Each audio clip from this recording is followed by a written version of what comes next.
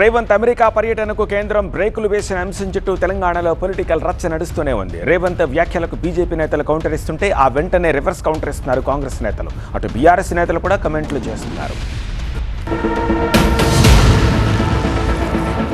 లండన్లో రేవంత్ పర్యటించేందుకు అనుమతించిన విదేశాంగ శాఖ అమెరికాలో అడుగుపెట్టేందుకు మాత్రం అంగీకరించలేదు. దీనికి కేంద్రం చెప్పిన కారణాలను సీఎం రేవంత్ రెడ్డి తప్పుపట్టారు. అటు కాంగ్రెస్ నేతలు కూడా విమర్శలు చేస్తున్నారు. అయితే రాజకీయ కారణంతో అడ్డుకున్నారు అనడం సరికాదంటూ కౌంటర్ ఇస్తోంది బీజేపీ.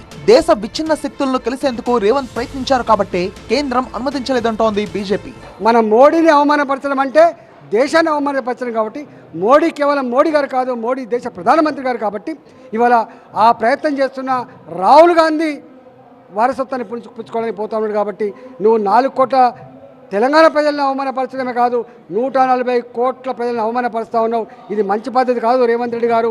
ఇక్కడ కూట్ల రాయి తీయలేనాడు, ఎట్లా రాయి తీసినట్టుగా ఇక్కడ మాత్రం స్కూల్ బాగు చేసుకోవు, ఇక్కడ మాత్రంగా పిల్లల ఫీ రియంబర్స్మెంట్ చేయవు, ఇక్కడ మాత్రం రైతులకు రైతు బంధు ఇవ్వవు, కానీ అక్కడ పోయి మాత్రం పెద్ద పెద్ద మాటలు మాట్లాడుతావు. మాటలు కోటలు దాటుతున్నాయి మీ కానీ కాళ్ళు మాత్రం తంగేలు దాటలేవు. కేర్ఫుల్గా ఉండమని చెప్పి నేను కోరుతా ఉన్నా. సీఎం పర్యటనపై అవగాహన లేకుండా బీజేపీ నేతలు మాట్లాడుతున్నారనే విమర్శలు చేస్తున్నారు కాంగ్రెస్ నేతలు. అధికారికంగా ముఖ్యమంత్రి హోదాలో రేవంత్ రెడ్డి గారు అక్కడ ఆ వ్యక్తి పేరు వస్తలేదు, ఎవరినో కలవాలి అఫీషియల్ గా పెట్టిండు. ఆయన ఇక్కడ ప్రధానమంత్రి మోడీ గారు అన్అఫీషియల్ గా పాకిస్తాన్ పోయిండు. దీని మీద తెలంగాణ ప్రజలు, తెలుగు రాష్ట్రాల ప్రజలు ఆలోచన చేయాలి. తెలంగాణ అభివృద్ధి కోసం రేవంత్ పనిచేస్తుంటే రాజకీయ కారణాలతోనే అడ్డుకున్నారనే ఆరోపణలు కూడా చేస్తున్నారు. తెలంగాణను మరి ఎంపవర్ చేసుకోవాలి, స్కిల్ యూనివర్సిటీ పెట్టుకోవాలి, ప్రతి ఒక్కరికి ఉద్యోగాలు ఇప్పియాలన్న ఒక మంచి ఆలోచన రేవంత్ రెడ్డి గారికి వచ్చినప్పుడు అడ్డుపడాల్సిన అవసరం ఏముంది? ఎవరిని కలుస్తుండు అనేది రేవంత్ రెడ్డి గారు కదా డిక్లేర్ చేసేది.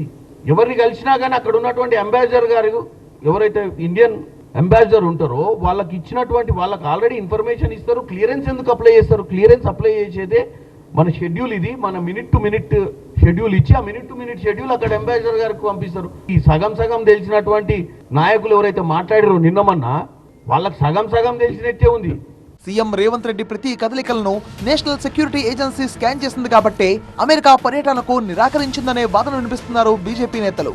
కాంగ్రెస్ ప్రభుత్వం చెప్పేది, ముఖ్యమంత్రి చెప్పేది, ఆయన అక్కడికి పోయింది భారతదేశ వ్యతిరేక శక్తులతోటి చేతులు కలపడానికి. ఈయన నెట్వర్క్ ఇంటర్నేషనల్ నెక్సెస్ ఏదైతే ఉందో మోదీకి వ్యతిరేకం, భారతదేశ ప్రభుత్వానికి వ్యతిరేకం, భారత సార్వభౌమత్వానికి వ్యతిరేకం, ఇక్కడ ఉన్న ఒక సెక్యులర్ ఫ్యాబ్రిక్కి వ్యతిరేకం, ఇక్కడ చిచ్చు రగిల్చాలని ఆయన పోయింది.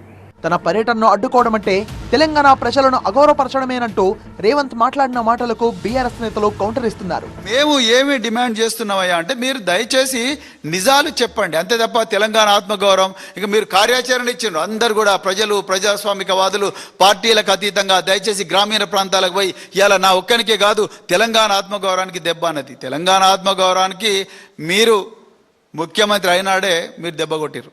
ఇలా మీ 4 బ్రదర్ సిటీకి ఆక్స్ఫర్డ్ క్యాంపస్ రాలేదనో, లేకపోతే కేంబ్రిడ్జ్ క్యాంపస్ రాలేదనో, లేకపోతే దానికి మీకు పర్మిషన్ దొరకలేదనో సడన్గా ఈరోజు మీకు తెలంగాణ ఆత్మగౌరవం అనేది గుర్తుకొచ్చింది రేవంత్ రెడ్డి గారు. సో అందుకొరకు దయచేసి తెలంగాణ ప్రజలను దృష్టి మరలించే ప్రయత్నాలు చేయకండి. రేవంత్ పర్యటనపై బీజేపీ, కాంగ్రెస్ డ్రామాలనే విమర్శలు చేస్తున్నారు. తెలంగాణలో నడుస్తున్న ఈ పొలిటికల్ రగడ ఏ మలుపు తిరుగుతుందో చూడాలి మరి.